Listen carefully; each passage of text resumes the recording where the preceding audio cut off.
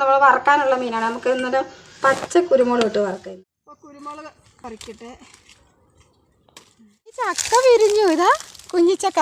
അതാ ഒരു വലുത് അടയ്ക്കതുണ്ട് കണ്ടോ. അടിപൊളി. വെറുതെ അമ്മമ്മേൻ്റെ കയ്യിൽ കിട്ടണ്ട. കേട് ഞാൻ പറിച്ചേ. ശരി, എന്തിനാണ് പറിച്ച് കളയുന്നേ? ബാക്കി മതിയല്ലേ ഇവിടെ? ഇതുകൊണ്ട് അരച്ച് മീൻ എന്താ വെച്ചിട്ട് 2 കാന്താരിയും കൂടെ ഇതിൻ്റെ കൂടെ അരയ്ക്കാം. എന്നാലും നല്ല എരിവുണ്ടാവുള്ളൂ. മുളക്, വെളുത്തുള്ളി, കരിയാപ്പില, ഉപ്പ്, ഇഞ്ചി ഇതെല്ലാം ഞാൻ ഇതിൻ്റെ അകത്ത്, കാന്താരി ഇതെല്ലാം ഞാൻ ഇട്ടിട്ട് അടിക്കാൻ പോവാണ്. കുരുമുളകിൻ്റെ മണം.